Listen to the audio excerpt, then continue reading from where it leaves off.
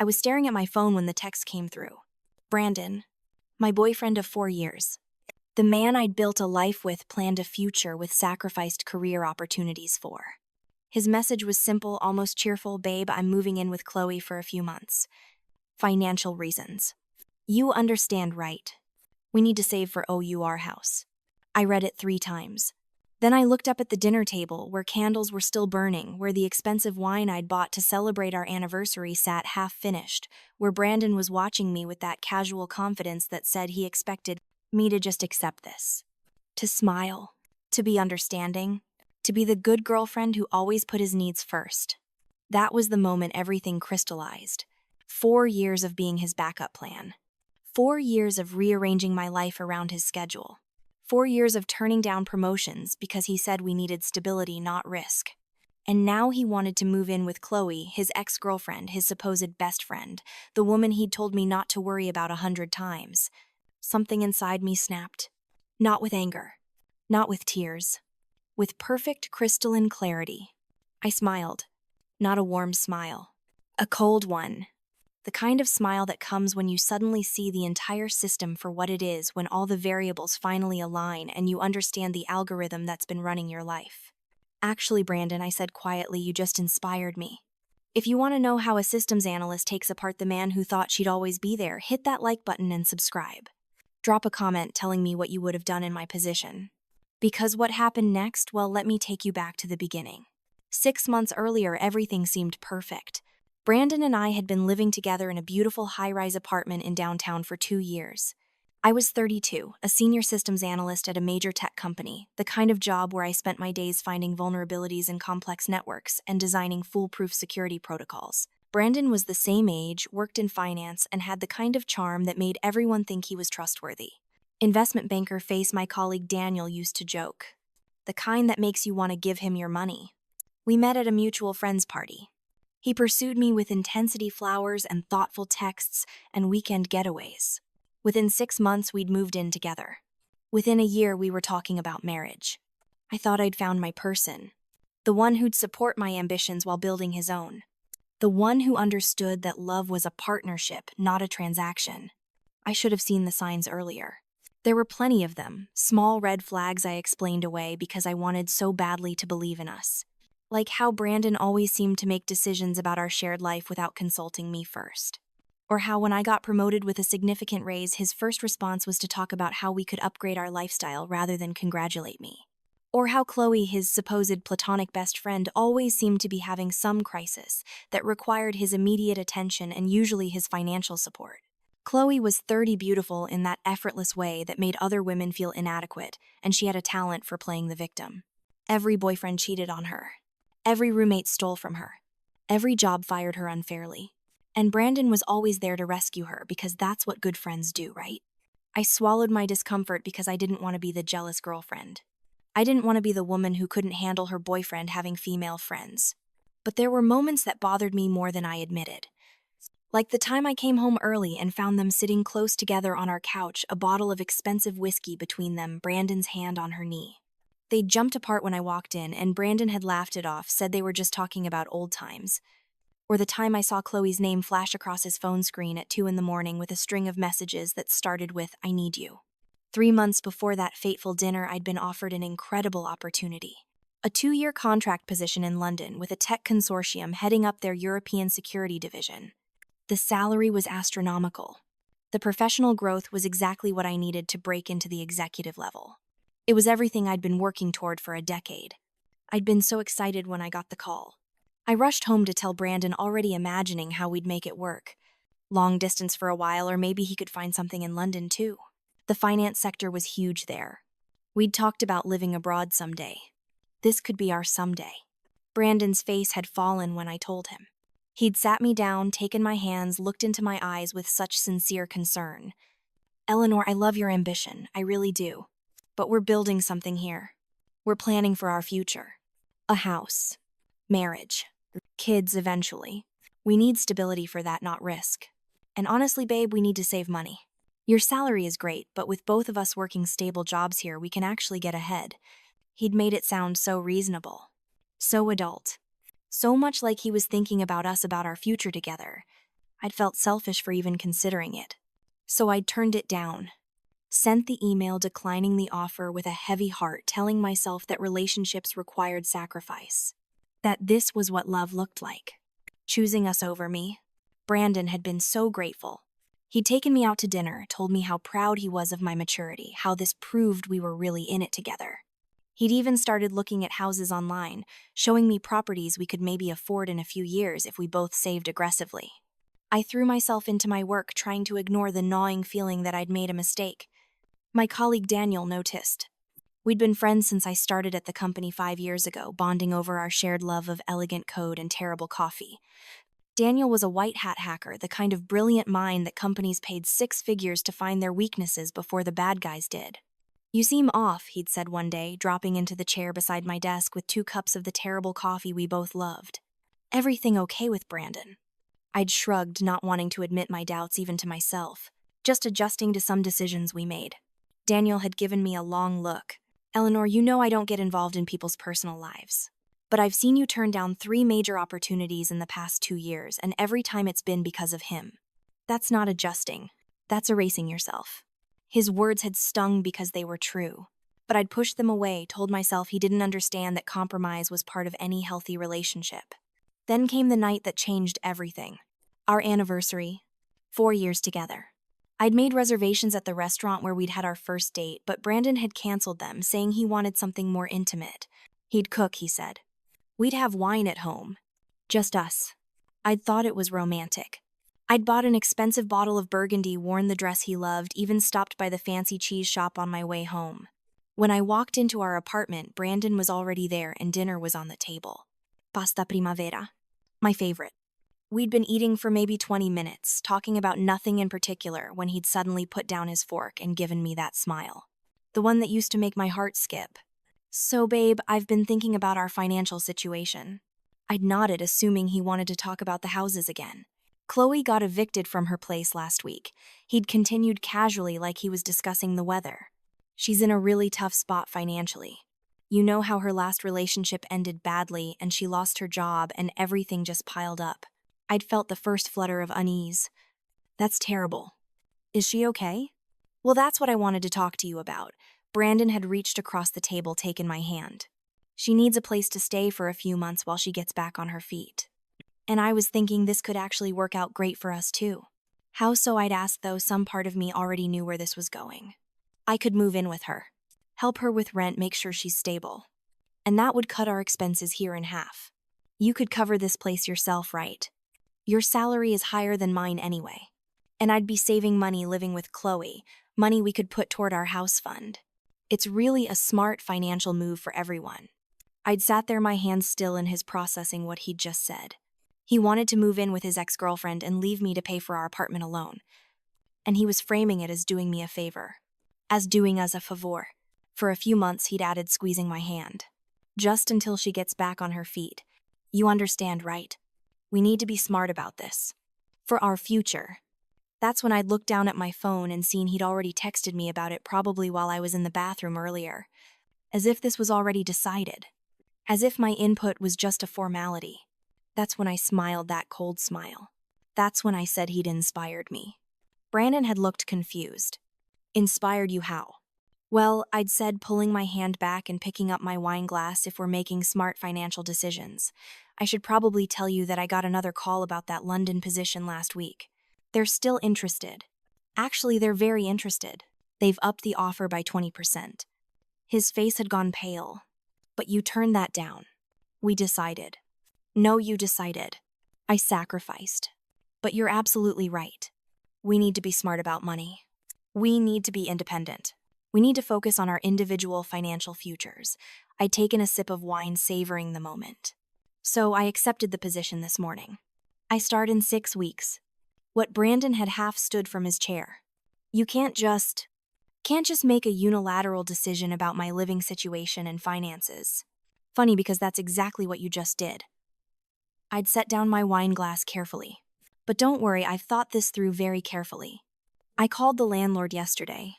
Our lease is actually in my name, did you remember that? You never got added officially. So I've given notice. We have 60 days to vacate." "Eleanor, stop. You're being crazy.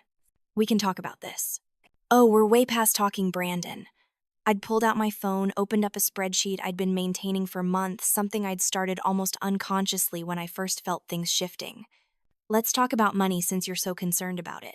Our shared expenses over the past 2 years. I've been tracking everything. Rent, utilities, groceries, furniture, that vacation to Cabo, the new TV, everything. I turned the phone toward him. 90% of our shared expenses have come from my account. 90%, Brandon. You've been living in an apartment I pay for, eating food I buy, enjoying a lifestyle I fund, while telling me we need to save for our future. What you mean is, I need to save for your future. That's not fair. I contribute. You contribute approximately $1,800 a month to an apartment that costs $4,500. You buy groceries maybe once every 3 weeks. You paid for one vacation in 4 years. And according to our joint account statements, which I pulled this morning, you've been transferring money to Chloe for the past 8 months. Small amounts. 200 here. 300 there. Thinking I wouldn't notice. Brandon had gone completely still. You're going through our finances. Our finances? No, Brandon. My finances that you've been accessing. And yes, I'm going through them very carefully. Because I'm a systems analyst. It's literally what I do. I find vulnerabilities in systems. And our relationship, it's been vulnerable for a long time. I just didn't want to see it. I'd stood up from the table, my appetite completely gone. So here's what's going to happen. I'm taking the London position. I'm ending the lease on this apartment. And we're going to split our shared assets. Given that I've paid for 90% of everything we own, I think it's fair that I keep 90%. You can have your clothes, your laptop, your car, and whatever personal items are clearly yours. Everything else stays with me or gets sold, and I keep the proceeds. This is insane. Brandon had been on his feet now too, his face red. You can't just blow up our entire life because you're jealous of Chloe. Jealous, I'd actually laughed. Brandon, I don't care about Chloe. I care about being treated with basic respect. I care about not being used as a financial safety net while you play hero to your ex-girlfriend. I care about my own future, which clearly you don't. We're a team, he'd shouted. No, I'd said quietly. A team works together. A team makes decisions together. A team doesn't tell one player that she needs to sacrifice her career while the other player moves in with his ex. This isn't a team, Brandon. This is you using me, and I'm done being used. He tried to argue. Tried to convince me I was overreacting, that I was throwing away 4 years over nothing, that we could work it out if I'd just calm down. But I was calm. Calmer than I'd been in months. Because for the first time in years I could see clearly. The next morning I'd called Daniel. Remember how you said I was erasing myself? Yeah. His voice had been cautious. I need your help. I need to know exactly what I'm dealing with. Can you help me recover some deleted files from our shared computer? Brandon's been using it for the past week. Daniel had been quiet for a moment. Eleanor, are you sure you want to go down this road? I've already gone down it. I just need to see where it leads. 2 days later, Daniel had come to my apartment while Brandon was at work. He'd brought his laptop, a few pieces of hardware I didn't recognize, and a very serious expression. Before we do this, I need to know you understand what you're asking. If I find something bad, you can't unknow it. Find it, I'd said. It took him less than an hour. Brandon hadn't even been particularly careful about deleting things. The shared drive we'd set up for household documents, recipes, vacation, photos, all the domestic debris of a life together, had a folder buried 3 levels deep labeled simply budget. Inside was a spreadsheet that made my blood run cold. It was dated 3 months ago, right after I'd turned down the London position. The title was Financial Plan 2024 to 2026. It detailed Brandon and Chloe's projected expenses if they lived together. Rent for a cheaper place. Utilities, groceries, entertainment. And there in a column labeled Additional Income was my name, with a monthly figure of $4,500. The exact cost of our apartment. Below the spreadsheet were a series of text messages Daniel had recovered from a backup Brandon had made. Conversations between Brandon and Chloe going back almost a year. I'd read them with a strange detachment, like I was analyzing data for a client, rather than reading about my own life. Chloe complaining about her financial situation. Brandon suggesting she move in with him. Chloe asking what he'd tell me. Brandon saying he'd convince me it was temporary, that I was too invested in the relationship to leave, that I'd already proven I'd sacrifice anything for us by turning down London. There was more. Messages where they laughed about my naivety, where Brandon called me his long-term investment, where Chloe joked that she'd have to be careful not to let me figure out they'd been sleeping together since her last breakup 6 months ago. I'd read every word. All the evidence of Brandon and Chloe's planning, their manipulation, their complete disregard for me as anything other than a source of financial stability. When I finished, I'd looked at Daniel, who was watching me with concern. "I'm going to destroy them," I'd said calmly. "Eleanor. Not physically. Not illegally. I'm just going to stop being their safety net. And I'm going to make sure everyone knows exactly why." Daniel had nodded slowly. "Tell me what you need." What I needed was information. Documentation. Proof? I needed to understand the entire system before I took it apart. Because that's what I did. I analyzed systems, found the weak points, and showed people where they were vulnerable. Over the next 2 weeks, while Brandon thought we were going to couples counseling to work things out, I was working on something very different. Daniel helped me recover more deleted files, back up everything I might need, document every financial transaction. I made copies of our lease, our joint account statements, receipts for every major purchase I'd made. I started quietly removing my name from every shared service, every subscription, every utility. I also started researching Chloe. It turned out that her pattern of getting evicted wasn't bad luck. She had a history of not paying rent, of bouncing checks, of leaving roommates to cover her expenses. Daniel found court records for 3 different civil cases where former landlords had sued her. Found social media posts where she bragged about manipulating boyfriends into paying her bills. I compiled everything into a folder I labeled Project Reset. It felt appropriate. I was resetting my life, debugging the code that had been running with critical errors for years. Brandon was getting increasingly agitated. He tried to backtrack on the whole moving in with Chloe thing, said maybe they could find a different arrangement, that he'd been thoughtless. But it was too late. I could see the algorithm now, the pattern of behavior that had been running our entire relationship. Every decision that seemed mutual had been carefully guided by him. Every sacrifice I'd made had been orchestrated. Every time I'd felt guilty for wanting more, it was because he'd made me feel that way. I started cutting him off from our shared resources. First, the car insurance, which was in my name but covered both vehicles. I called the insurance company, explained I needed to remove him from the policy. Just a simple administrative change. Brandon discovered it when he got pulled over for a broken taillight and found out he had no proof of insurance. His call had been furious. "What the hell, Eleanor? I could have been arrested."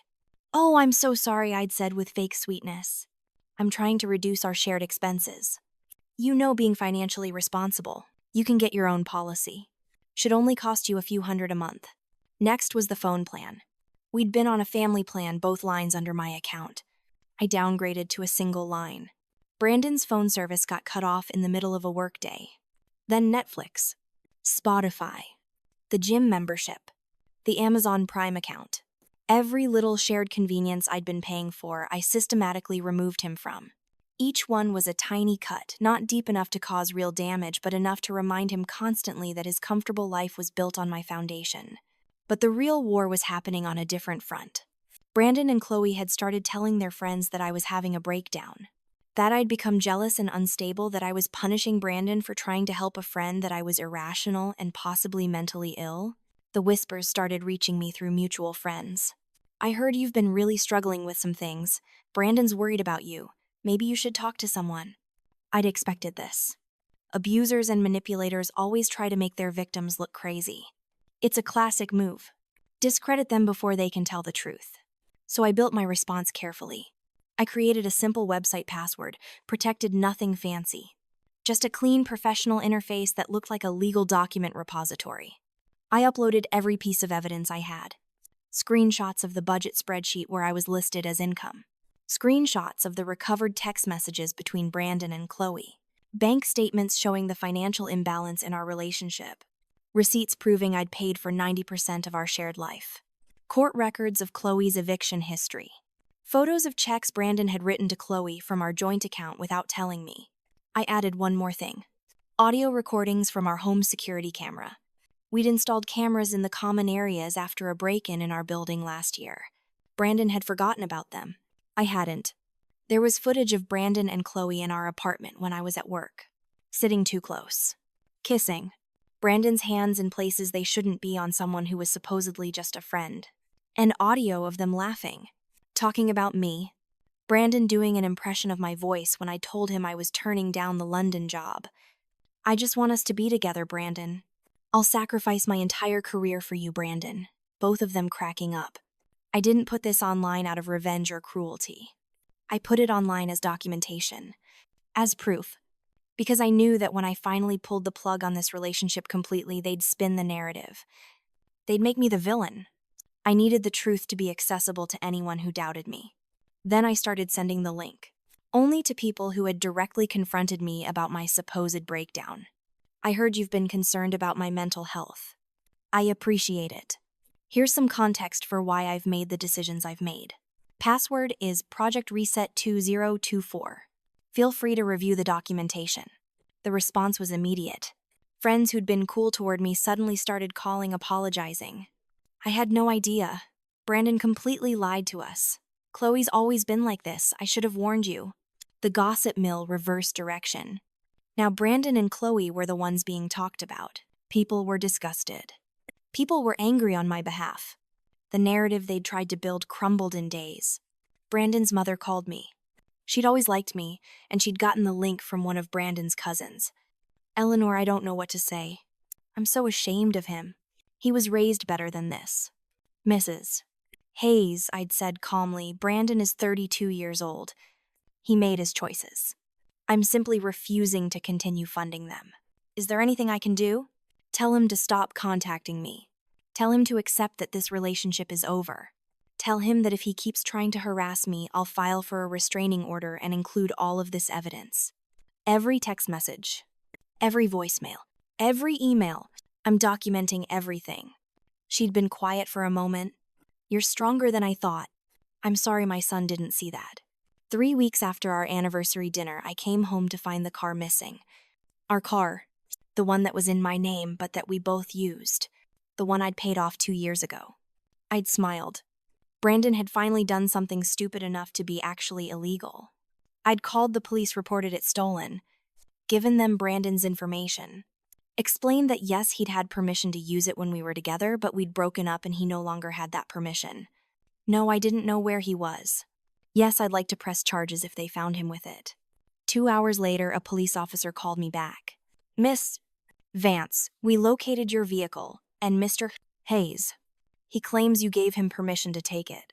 Officer, I have documentation showing that I explicitly told him he no longer had access to any of my property.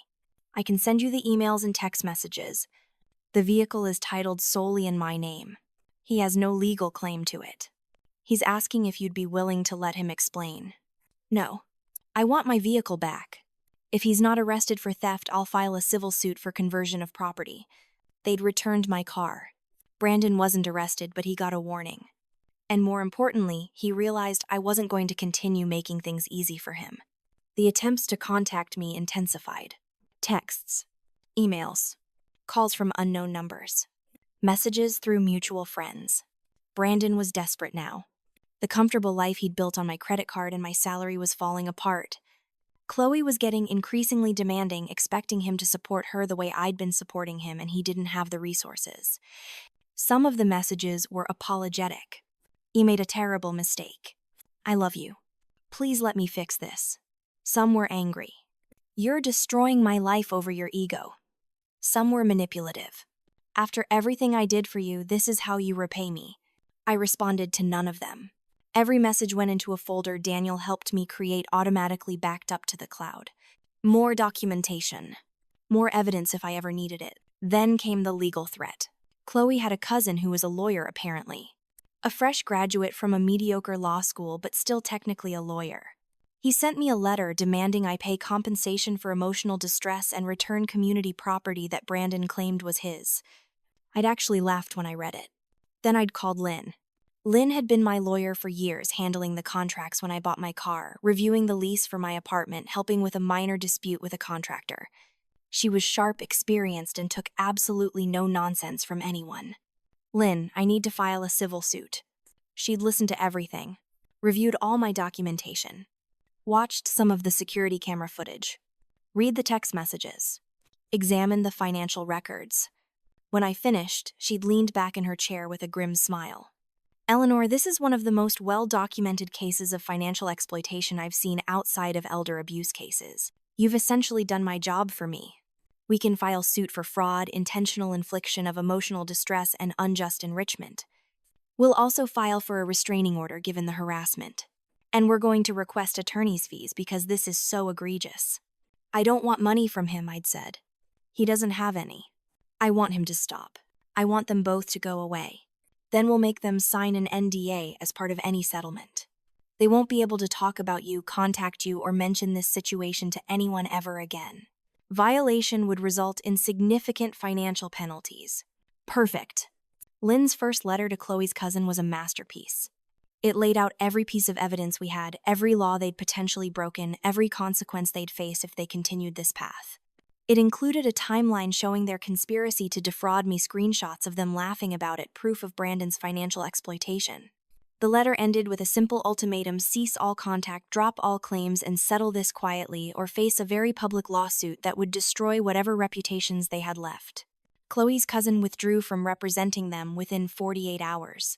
But Brandon and Chloe weren't done yet. They tried one more angle. They went to my company. I found out when my manager called me into her office looking concerned. Eleanor, I received a very disturbing email this morning from someone claiming to be your ex-boyfriend. He's alleging that you've used company resources for personal vendettas, that you've been emotionally unstable, and that you might be a security risk. My heart had dropped. This was the one angle I hadn't fully protected. If they convinced my company I was unstable or unethical, I could lose my job, my reputation, everything I'd worked for. May I see the email? I'd asked calmly. She'd turned her monitor toward me. It was from Brandon, sent from a new email address, carefully worded, to sound concerned rather than vindictive. He claimed I'd been accessing company security tools for personal use, implied I might be having a breakdown, suggested the company should investigate me before I became a liability. I'd read it twice, then looked at my manager. This is a false allegation from someone trying to retaliate against me for ending our relationship. I have extensive documentation of why that relationship ended, including evidence of his financial exploitation and harassment. I've done nothing unethical with company resources, but I understand you need to investigate this. I'd like to voluntarily submit to any inquiry you need to conduct. My manager had studied me for a long moment. Eleanor, you've been with us for 5 years. You've never given me any reason to doubt your ethics or judgment. But I do have to follow up on this. I understand completely.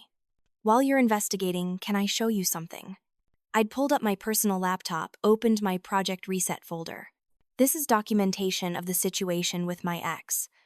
It's all on my personal devices, created on my personal time, using only information I had legal access to. I'm happy to prove that I haven't used any company resources inappropriately. I'd also like to point out that this email from him is itself harassment, and it's part of a pattern of behavior that my lawyer is currently addressing.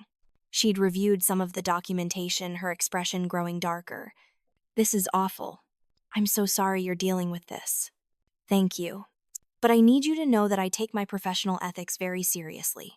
If you need me to take a leave of absence while you conduct your investigation, I will. If you need me to agree to monitoring of my company device usage, I will. Whatever you need to verify that I've done nothing wrong. The investigation took 3 days. IT confirmed I'd never accessed any company security tools for personal use.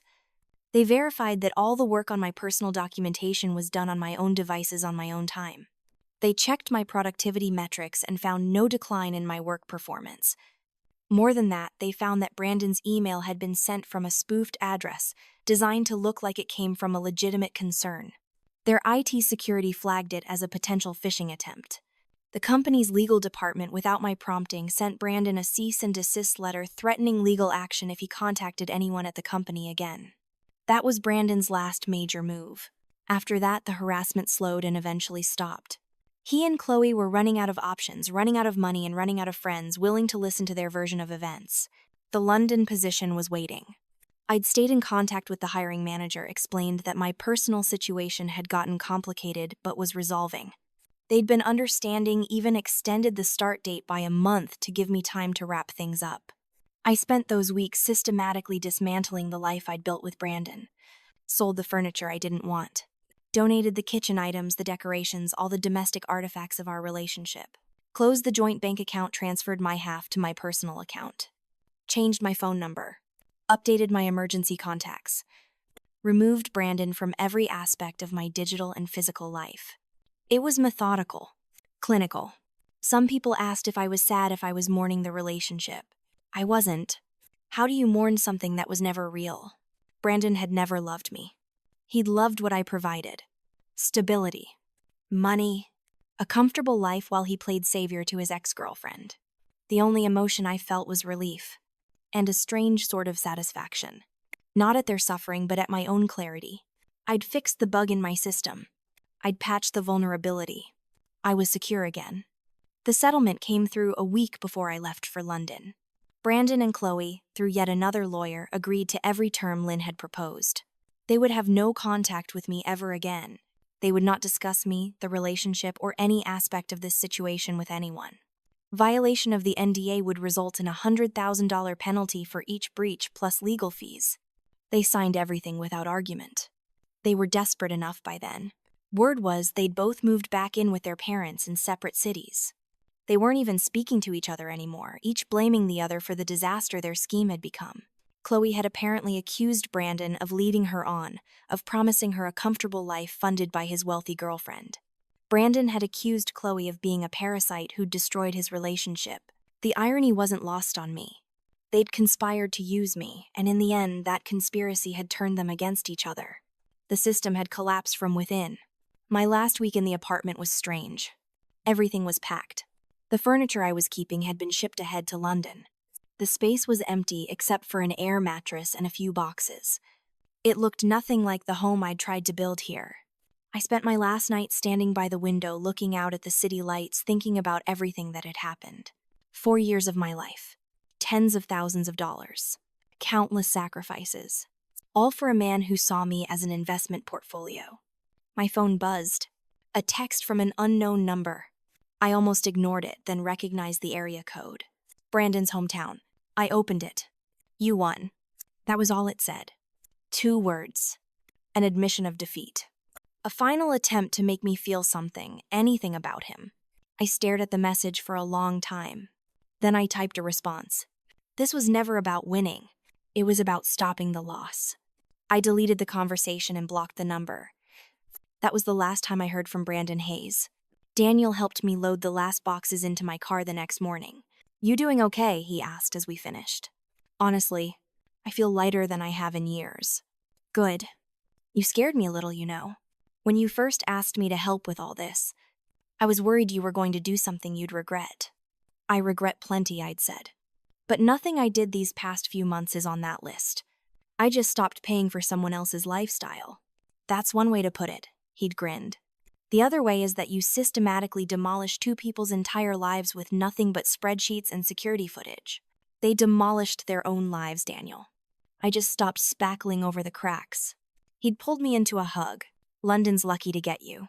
Try not to optimize too many European systems while you're there. I'd laughed, hugged him back, and gotten in my car. The flight to London was smooth. I slept most of the way, the kind of deep, dreamless sleep I hadn't experienced in months. When I woke up as we began our descent, I felt different. Lighter. Like I'd left more than just a toxic relationship behind. I'd left behind the version of myself who believed love meant erasure. The first few weeks in London were a whirlwind of orientation meetings, apartment hunting, and learning to navigate a new city. The work was challenging in the best way. I was leading a team of 12 analysts designing security protocols for financial institutions across Europe. It was exactly the kind of high-level strategic work I'd been hungry for, the kind of role I'd sacrificed to stay in place for Brandon. My new apartment was small but perfect. A 1-bedroom flat in Shoreditch with exposed brick and huge windows that flooded the space with light. I bought new furniture, things that were mine alone, chosen for my taste, not for compromise. A velvet sofa in deep emerald green that Brandon would have hated. Artwork from local galleries. Plants everywhere. I was building something that belonged only to me. 3 months into my London life, I was having coffee with my team when my phone buzzed with an email notification. It was from Lynn. Thought you should know. Brandon violated the NDA. He apparently got drunk at a wedding last weekend and told several people his version of your breakup, painting himself as the victim of a vengeful ex. Multiple witnesses. Clear violation. I'm filing the penalty claim tomorrow unless you tell me otherwise. I'd read it twice, waiting for the surge of vindication or anger. It didn't come. Instead, I felt nothing but tired resignation. Even from across an ocean, he couldn't stop trying to rewrite history. I typed back, "File it. And Lynn, make sure he knows this is the last time. Any further violation and I'll pursue criminal harassment charges in addition to the financial penalties." The case was straightforward. Lynn had 3 sworn statements from wedding guests who'd heard Brandon's rant. He owed me $100,000 plus legal fees. Money he definitely didn't have. The judgment would follow him for years, tanking his credit, making it nearly impossible for him to recover financially. Part of me, the part that had loved him once, felt a twinge of something. Not quite sympathy, but maybe pity. Then I remembered the spreadsheet where I was listed as income. The text messages where he laughed at my sacrifices. The way he'd tried to ruin my career when I finally stood up for myself. The pity evaporated. 6 months after I left, I got a message request on LinkedIn from someone I didn't know. Usually I ignored these, but something made me click on it. It was from a woman named Sarah, around my age, who worked in finance. "Hi, Eleanor. I hope this doesn't come across as weird, but I'm dating someone who used to know you. His name is Marcus, and he went to college with Brandon Hayes. When Marcus mentioned he knew Brandon's ex, I realized you were the woman from the story that went around last year. I just wanted to reach out because I'm dealing with something similar. My boyfriend has been making financial decisions without me, and I found out he's been supporting his ex. Your story helped me see I'm not crazy for being upset about it. Would you be willing to talk sometime?" I'd stared at the message for a long time. This was something I hadn't anticipated. That my personal situation would become a cautionary tale, a template for other women recognizing their own exploitation. I messaged her back. "Happy to talk. But Sarah, I'm going to tell you what someone should have told me years ago. You already know the answer. You know what you need to do. You just need permission to do it. So here it is. You are allowed to have boundaries. You are allowed to expect respect. You are allowed to walk away from anyone who treats you like a resource rather than a person. The question isn't whether you should leave. The question is what you're going to do to protect yourself when you do." We talked for 2 hours that week. I walked her through the practical steps. Document everything. Secure your finances. Protect your assets. Don't let guilt or love or the sunk cost fallacy trap you in a situation that's slowly destroying you. She cried. She thanked me. She said she felt like she could finally breathe. 3 months later, she sent me a message. "I left him. Took your advice, documented everything, got my own lawyer. It was hard, but I'm free now. Thank you for showing me it was possible." That message meant more to me than any revenge ever could. I hadn't just escaped my own situation. I'd created a roadmap for someone else. A year into my London contract, my company offered to extend it indefinitely and transition me to a permanent position with a significant raise in equity. I accepted without hesitation. London had become home in a way that felt organic and right. I'd made friends who knew me only as Eleanor, not as Brandon's girlfriend or his victim. I dated a few people casually, nothing serious, learning what I wanted in a partner by finally understanding what I deserved. I joined a women's professional networking group, started mentoring young women in tech, and occasionally spoke at conferences about security protocol design. At one conference during the Q&A session, someone asked me about handling professional obstacles and personal setbacks. I'd paused, thinking about how to answer without revealing too much. I think the most important skill isn't avoiding problems. It's recognizing when you're the one maintaining a system that's working against you. Once you see that clearly, the solution is usually obvious. Stop maintaining it. Let it crash. Then build something better. The question hadn't been about Brandon, but my answer was, 18 months after I left, Daniel visited me in London. We spent a weekend exploring the city, eating at Borough Market, and catching up on everything. Over dinner at a tiny Italian restaurant in Soho, he'd brought it up. So I saw Brandon on social media last week. First time I've checked in a while. He's apparently engaged. I'd felt a brief spike of something. Curiosity, maybe. To Chloe. No, someone new. Teacher from his hometown. Looks like he moved back permanently. Working at his dad's insurance agency. Good for him, I guess. I'd meant it. Not because I'd forgiven him, but because his life wasn't my problem anymore. He was a closed file, an archived project, a vulnerability I'd patched and moved on from. Do you ever regret how hard you went after them? Daniel had asked carefully. I'd considered the question seriously. No, I regret staying as long as I did. I regret ignoring the red flags. I regret sacrificing my career the first time. But fighting back, documenting everything, refusing to let them rewrite history or destroy my reputation, I don't regret any of that. They were counting on me being too nice, too accommodating, too afraid of seeming vindictive to protect myself. And for years they were right. But there's a difference between being vindictive and refusing to be a victim. You know, people still talk about it, right? Like in our social circle. You've become kind of legendary. The woman who fought back with spreadsheets. I'd laughed. Is that my legacy? Excel Eleanor. Your legacy is showing people that you don't have to just take it. That there are ways to protect yourself that aren't about revenge, they're about self-preservation. That matters. 2 years in, I was promoted to Director of European Security Operations. My team had grown to 30 people across 6 countries. I was designing systems that protected billions in assets, making strategic decisions that affected thousands of people doing exactly the kind of work I dreamed about. I dated someone seriously for 6 months. A human rights lawyer named James who was brilliant and kind and respected my boundaries without me having to defend them. We went to museums and argued about philosophy and cooked elaborate dinners in my tiny kitchen. It didn't work out in the end, our lives were going in different directions, but it ended amicably. We still texted occasionally, friends who'd tried something that didn't quite fit but didn't regret trying. That relationship taught me something important. I could trust again. Not blindly, not foolishly, but with appropriate caution and clear boundaries. Brandon hadn't broken my ability to love. He'd just shown me what love shouldn't look like. 3 years after I left, I finally unpacked the last box I'd been avoiding.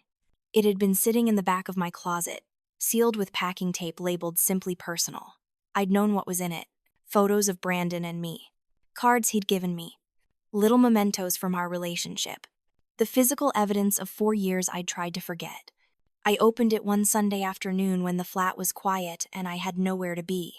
I went through each item methodically, letting myself remember without the sharp edge of pain I'd felt before. Brandon and me at the beach, his arm around me, both of us laughing. A birthday card where he'd written, "To my best investment," and I'd thought it was romantic instead of seeing it for the warning it was. Ticket stubs from concerts and shows we'd attended. Looking at these objects now, I could see them clearly. The relationship hadn't been all bad. There had been good moments, real moments, times when I'd been genuinely happy. But those moments had existed within a fundamentally unequal system. I'd been happy the way someone is happy in a beautiful cage, mistaking the occasional open door for freedom. I didn't tear up the photos or burn the letters. I simply sorted through them, kept a few that reminded me of who I'd been before I learned better, and threw the rest away. Not with ceremony or drama, just into the recycling bin with the junk mail and empty packages. They were artifacts of a different version of my life, no more and no less. That evening, I went for a walk along the Thames. London was beautiful in the evening light, the city settling into that golden hour between day and night. I thought about the Eleanor who'd sat in that expensive apartment 3 years ago, who'd been told by her boyfriend that he was moving in with another woman, who'd felt her world tilt on its axis. I thought about how she'd smiled coldly and said, "You've inspired me." That moment had changed everything. Not just the relationship, but her entire understanding of herself and what she deserved. I wasn't that Eleanor anymore. I was someone who knew her worth, who set boundaries without apology, who understood that love should never require self-erasure. I was someone who'd learned that fighting back isn't always about destruction. Sometimes it's about refusing to participate in your own exploitation. My phone buzzed. A message from Sarah, the woman who'd reached out to me on LinkedIn. Just got promoted to CFO. 3 years ago, I was losing myself in a toxic relationship, counting pennies while he spent my money. Today, I'm running a $40 million budget. Thank you for showing me there was another way. I smiled and typed back. You did that yourself. I just showed you the tools you already had. But I knew that wasn't entirely true. Sometimes we need someone else's story to give us permission to write our own ending. Someone to show us that walking away isn't selfish, it's survival. That protecting yourself isn't revenge, it's self-respect. 4 years after I left, I received an unexpected email. It was from Brandon's mother. She'd kept my email despite everything, and she was reaching out one last time. Dear Eleanor, I hope you're well and that London has been good to you. Brandon asked me to reach out to you. He wanted me to tell you that he's sorry. He's been in therapy for the past year, working through a lot of things, and he's finally understanding what he did to you. He knows he can't contact you directly because of the legal agreement, but he wanted you to know that he takes full responsibility. He's not asking for forgiveness or trying to start anything. He just wanted you to know that he knows now what he couldn't see then. That you weren't an investment. You were a person who deserved better than what he gave you. I'm sorry too, Eleanor, for not seeing it sooner. For raising a son who could treat someone that way. You deserved so much better. I hope you found it. I'd read the email 3 times, waiting for anger or satisfaction or vindication. Again, nothing came. Just a quiet sense of closure. I didn't respond to Brandon's mother. There was nothing to say. An apology delivered through a third party 4 years too late didn't change anything. It didn't undo the exploitation or the mockery or the attempts to destroy my reputation. It was too little too late, and most importantly, it wasn't necessary. I'd stopped needing his acknowledgement of my worth years ago. But I appreciated that he'd finally seen it. Not for me, but for whoever came next. Maybe therapy had actually worked. Maybe he'd become someone capable of treating a partner with respect. I hoped so, not because I cared about his happiness, but because no one else deserved to go through what I'd gone through. I deleted the email and moved on with my day. That same week, I was invited to speak at a tech conference in Berlin about security architecture.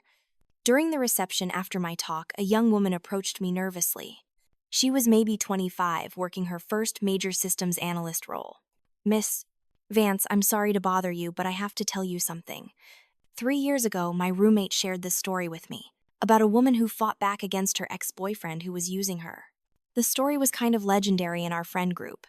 Everyone called you the spreadsheet queen. She laughed nervously. I didn't know it was you until I saw your presentation just now and recognized your name from the articles. I'd felt my stomach drop slightly. I'd known my story had gotten around, but I'd never really confronted what it meant to be known for it. That story changed my life, she continued. I was dating someone who was financially abusing me. Not as dramatically as your situation, but in small ways. Always borrowing money, never paying me back. Making me split bills 50-50 even though he made twice what I did. Making me feel guilty when I wanted to spend money on myself. After I heard your story, I started tracking our expenses. Turned out I'd paid for about 70% of our shared costs over 2 years while he saved money for a down payment on a house. A house he never planned to put my name on. What did you do? I asked. I made a spreadsheet. Just like you. She grinned. Showed him the numbers. Told him we were done. He tried to argue, tried to make me feel guilty, but I just kept pointing to the data.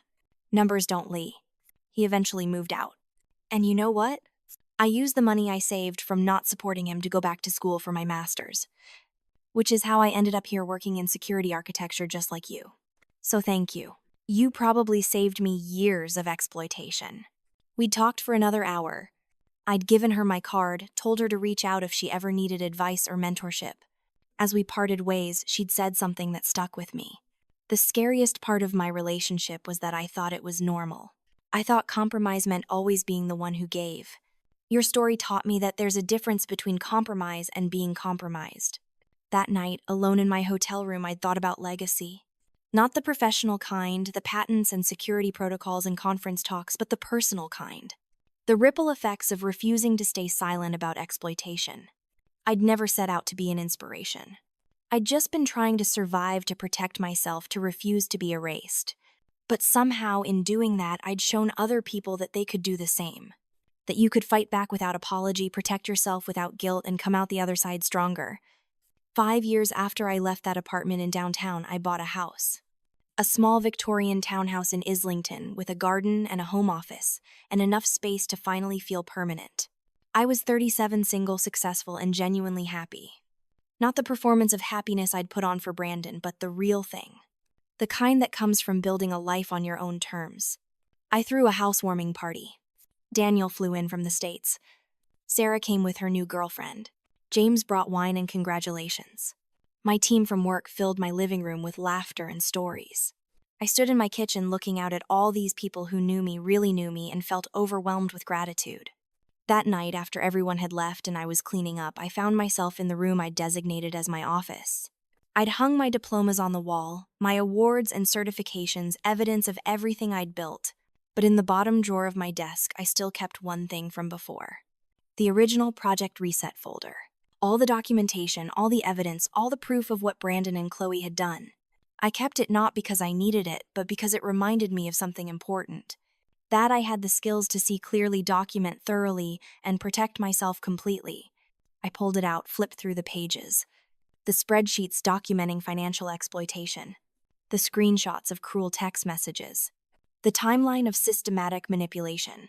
Looking at it now, it felt almost clinical, like evidence from someone else's life. I took a photo of the folder and sent it to Daniel with a caption, 5 years ago today. He responded immediately, "Best algorithm you ever wrote. How to delete toxic variables and optimize for happiness." I'd laughed and put the folder back in the drawer. He was right.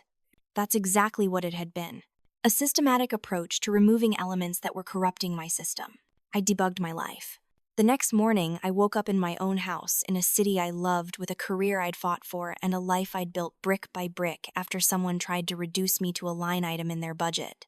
I made coffee, sat in my garden, and watched the morning light filter through the leaves. My phone buzzed with a calendar reminder. London anniversary, 5 years. I'd said it years ago and forgotten about it. 5 years since, I'd smiled coldly across a dinner table and decided to stop being convenient. 5 years since I'd chosen my own future over someone else's comfort. 5 years since I'd learned that sometimes the most radical act of self-love is simply refusing to participate in your own diminishment. I thought about the Eleanor who'd sat in that apartment, heartbroken and furious and newly clear-eyed. If I could tell her anything now, it would be this: you're going to be okay. Better than okay. You're going to discover that you were never the problem. You were just solving the wrong equation. Once you solve for yourself, everything else falls into place. I finished my coffee, opened my laptop, and started planning the next phase of my career. There was a position opening up in Singapore, head of Asia Pacific Security Operations. It would mean another move, another adventure, another chance to build something new. I drafted an email expressing interest. Before I sent it, I paused, remembering the Eleanor who'd turned down London because Brandon said they needed stability. That Eleanor was gone. In her place was someone who knew that the only stability that mattered was the kind you built within yourself. I hit send. Here's what I want you to understand. This story isn't really about revenge, though. That's how it might sound. It's about refusing to subsidize someone else's comfort at the cost of your own soul. It's about understanding that sometimes the most loving thing you can do for yourself is to stop loving someone who treats you like a resource. Brandon didn't destroy me. He tried to, but he failed because I had something he didn't count on. I had skills. I had documentation. I had clarity. And most importantly, I had the audacity to believe I deserved better. So, here's my question to you. What systems in your life are running on corrupted code? What relationships are you maintaining that require constant patches and workarounds just to function? What would happen if you finally stopped debugging someone else's dysfunction and started optimizing for your own happiness? Think about it. Then do something about it. Document everything. Trust your data. And remember that the best revenge isn't destruction. It's building a life so good that their chapter in it becomes nothing more than a footnote in your origin story. If this resonated with you, if you've ever been treated like an investment instead of a partner, if you've ever wondered whether you're crazy for wanting respect, hit that like button. Subscribe so you don't miss stories about people who chose themselves. And comment below, tell me what you'd do in Eleanor's position. What would be the moment you finally said enough? Because here's the truth, winning isn't about destroying the person who hurt you. Winning is when their voice finally stops living rent-free in your head. When you wake up one day and realize you've gone weeks without thinking about them. When their apology delivered years too late means nothing because you stopped needing it. That's the algorithm of retribution. Not revenge. Liberation. And liberation, I can tell you from experience, is priceless.